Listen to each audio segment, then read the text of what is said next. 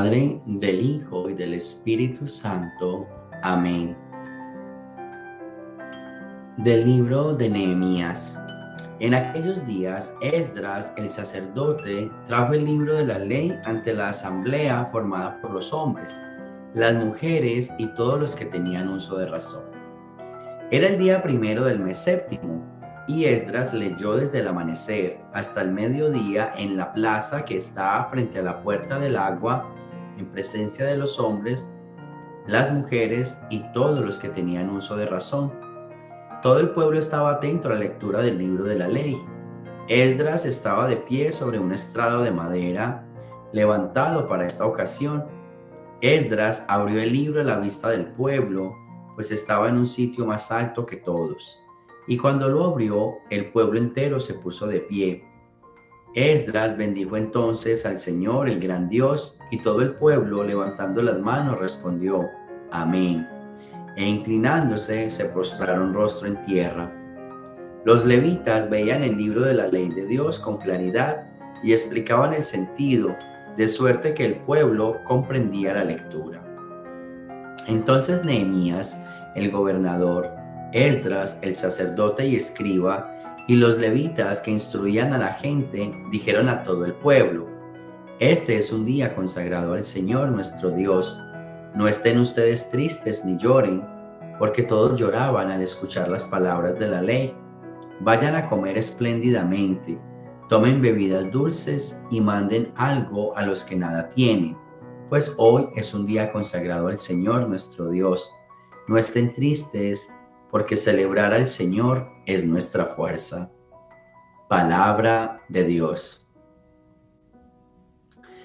De la primera carta del apóstol San Pablo a los Corintios. Hermanos, así como el cuerpo es uno y tiene muchos miembros, y todos ellos, a pesar de ser muchos, forman un solo cuerpo, así también es Cristo. Porque todos nosotros, seamos judíos o no judíos, esclavos o libres, hemos sido bautizados en un mismo espíritu para formar un solo cuerpo, y a todos se nos ha dado a beber del mismo espíritu. El cuerpo no se compone de un solo miembro, sino de muchos.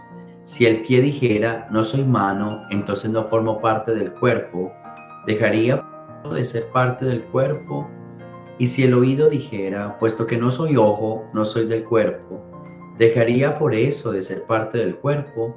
Si todo el cuerpo fuera ojo, ¿con qué oiríamos? Y si todo el cuerpo fuera oído, ¿con qué oleríamos? Ahora bien, Dios ha puesto los miembros del cuerpo cada uno en su lugar, según lo quiso. Si todos fueran un solo miembro, ¿dónde estaría el cuerpo? Cierto que los miembros son muchos, pero el cuerpo es uno solo. El ojo no puede decirle a la mano, no te necesito, ni la cabeza a los pies, ustedes no me hacen falta. Por el contrario, los miembros que parecen más débiles son los más necesarios, y a los más íntimos los tratamos con mayor decoro, porque los demás no lo necesitan. Así formó Dios el cuerpo, dando más honor a los miembros que carecían de él, para que no haya división en el cuerpo y para que cada miembro se preocupe de los demás.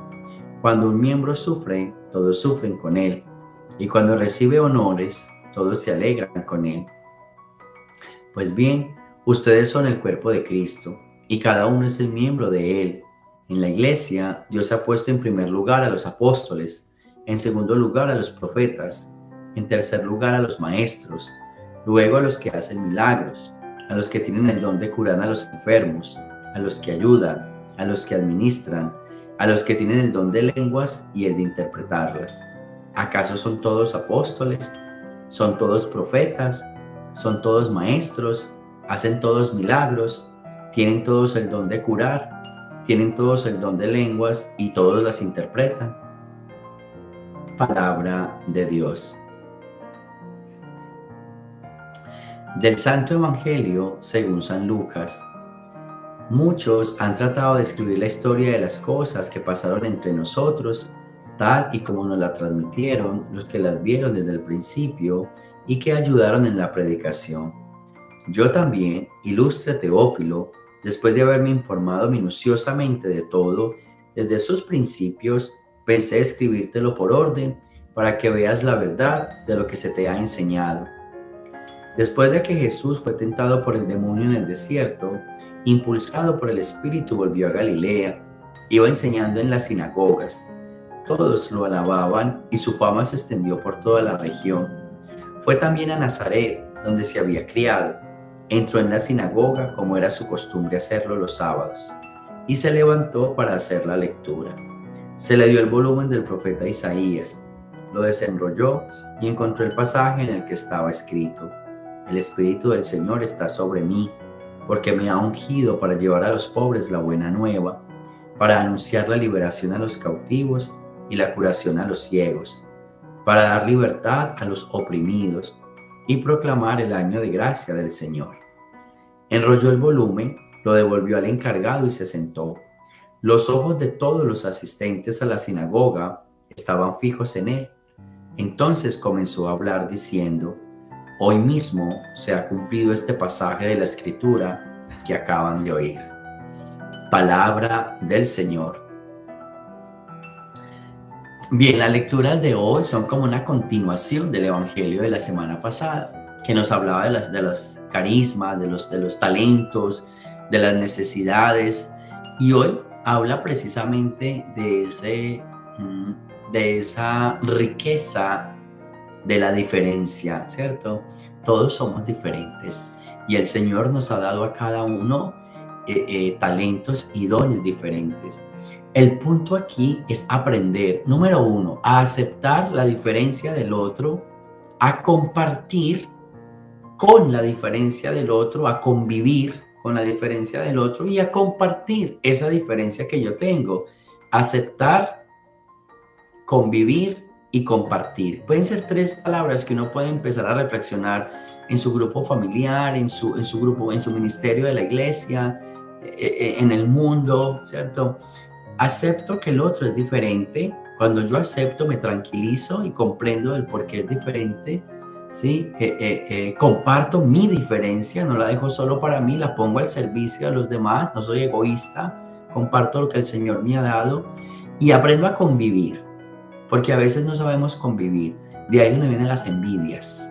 Las envidias vienen cuando no sabemos convivir con la diferencia de los demás, porque nos duele, sentimos que nos apagan.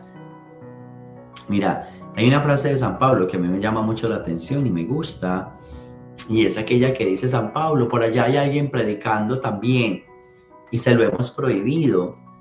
Y Pablo dice: pero ¿por qué se lo prohíben? Ojalá todos fuéramos predicadores.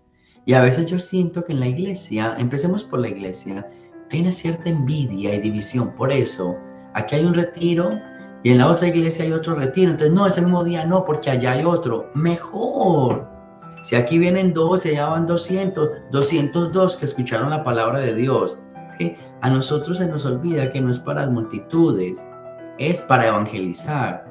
Y tanto 2 lo necesitan como 200. Y yo me siento feliz de que allá fueron 200 y escucharon la palabra, aquí vinieron 2 y escucharon la palabra. ¿El punto cuál era? ¿Aparecer o hacer? Esa es la diferencia. No tiene que aceptar la diferencia y no pelear con ella, sino aprender a convivir.